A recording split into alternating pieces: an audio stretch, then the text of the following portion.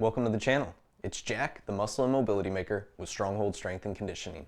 And today, I'm going to be taking you through how to rehab your meniscus tear. But before we get into it, make sure you take a moment and hit that subscribe button so that you don't miss out on future content like this.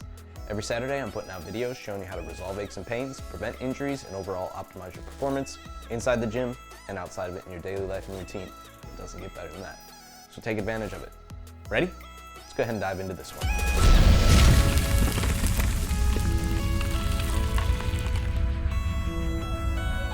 All right, like I said, today I'm going to be showing you how to rehab your knee after you've suffered a meniscus tear.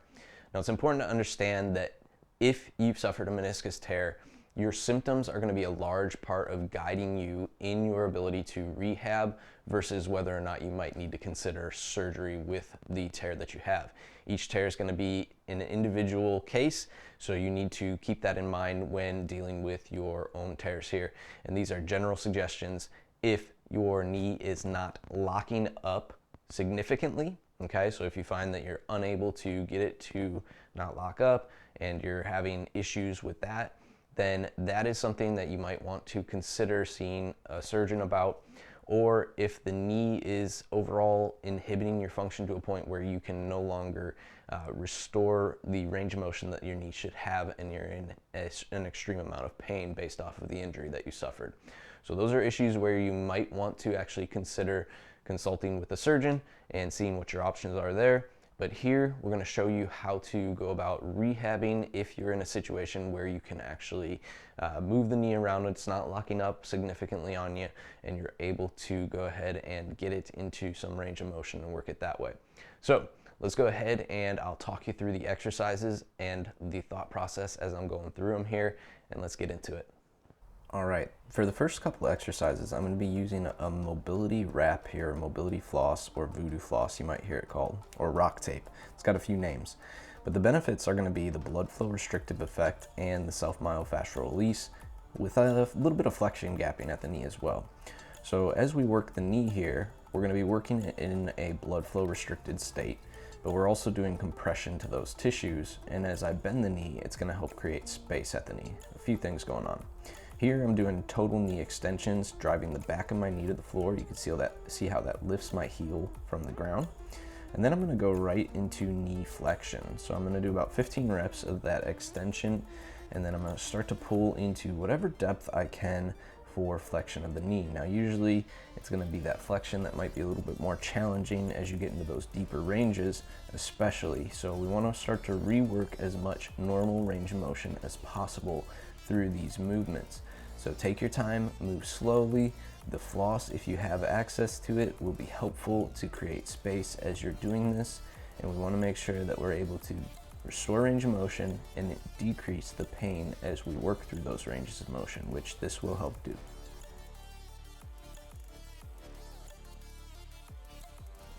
Still working with the idea of restoring as much natural range of motion as possible, we're going to do some rotations here. So basically, we want to take the arm under the knee and kind of trap it almost as if you were doing a chokehold on your own leg there. And then you're going to rotate, big toe touching the floor, small toe touching the floor. So this might feel a little bit uncomfortable as you're doing it. Take your time, move slowly, and again, just taking it through range of motion, rebuilding that range with the floss on. Continuing with that idea of rotation and the ability of the knee to take different pressures on, we're going to do a couple windshield wipers from side to side. Again, this might expose where there's a little bit of tenderness to that knee as you're going through this range of motion. Just take your time controlling it. If you need to, you can start with your arms back behind you as well to help support you as you're performing this movement, and then progress it to where you're not using the hands. Another reason I like using the mobility floss is because it's very movement specific. So here I'm trying to restore the depth of my squat using the floss. While that's on, it's going to help me get into those deeper ranges, again, through its flexion gapping effects here. Now all these moves are being done back to back while I have the floss on after I've wrapped it once. So I'm not re-wrapping, taking off. This is all happening relatively quickly in about a 5-minute period, 6-minute period while I'm doing this. If you start to get loss of blood flow too much to the foot, you'll see a little bit different color in my feet here. You can notice my left foot was more pale than my right. That is the blood flow restriction effect. Don't panic. Take your time. You can remove the floss if you start to get any numbness or tingling going on in the foot there, or you just feel like you need to take it off at any point. You will build up a tolerance to that blood flow. Here I'm also showing lunges with the front foot and back foot, so both positions of the lunge for the knee here. And other things like kneeling positions, sitting butt to heel, you can use any of those movements with the floss on to help restore that range of motion.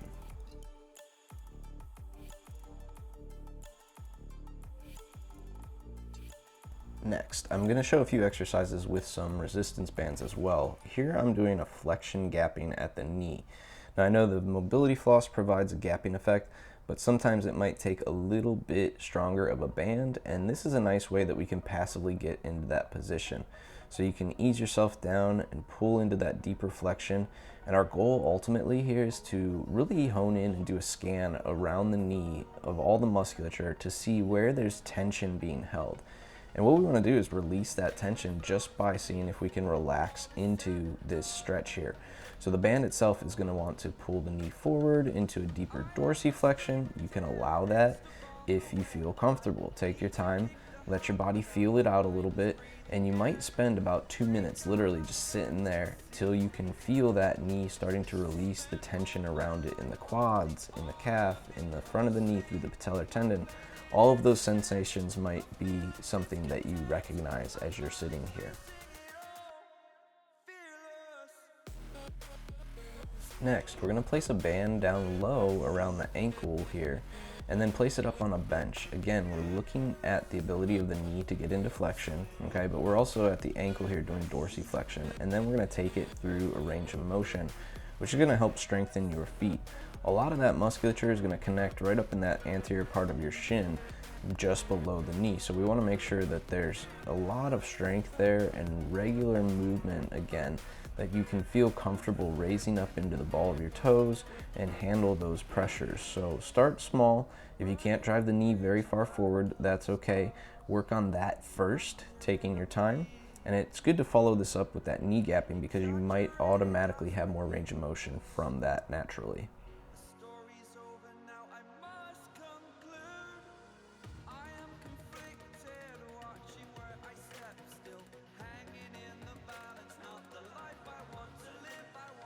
We're also going to use the band to resist here in our total knee extension. So here I'm placing the hip in an extended position, the leg in an extended position, and I'm driving the back of the knee so that I'm activating the quadriceps and then allowing it to get pulled into that flexion position. This can help free up movement. Similarly, placing it around both knees and going into a bit of a Spanish squat can also help assist the movement as far as the depth goes, giving you some support in the bottom, but also teach you to activate the quads again as you're driving up. Now I don't just want to push back into the band, I also want to be opening up into the band here. So you'll notice that triangular shape that I have as I lower into the bottom position, driving my knees wide, and then you'll see it get a little bit smaller, but I'm still rotating my hips open into that band. You can see my knees kind of point open versus directly forward here. And lastly, one that might take a little bit of trust at first, using a heavy band again to give you a good amount of support, is kind of a reverse Nordic here. So I do have my toes tucked under me, planted, but you could also do this flat-footed and get both variations because it's going to strengthen the muscles around the anterior shin again differently. So here we want to keep our butt tight. We're going to activate our quads as we lean back, so you'll feel a lot of pressure going into the quadriceps. Find a comfortable angle for your knees, so it might be more helpful to have a narrow position of the knees. It might be a little bit helpful to have a little bit of width to the knees. You can test that out, but rely on the band, test the range that you're able to go back, that your knee will allow that flexion, and then come back up, pulling up, keeping a tight core, glutes and quads engaged throughout. All right, and there you have it, how to go about rehabbing your meniscus tear after you suffered an injury to your knee.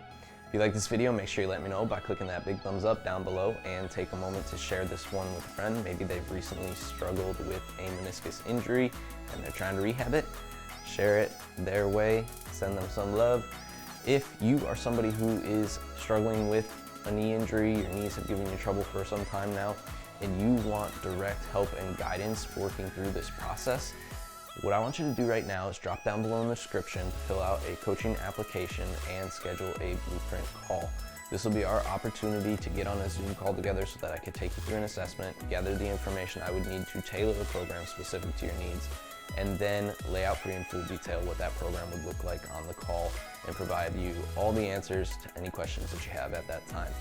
If that sounds good to you, take a second right now, drop down below, fill out that coaching application, and we'll get you moving in that direction. Last but not least, if you have not already, take a moment to hit that subscribe button so that you don't miss out on future content like this.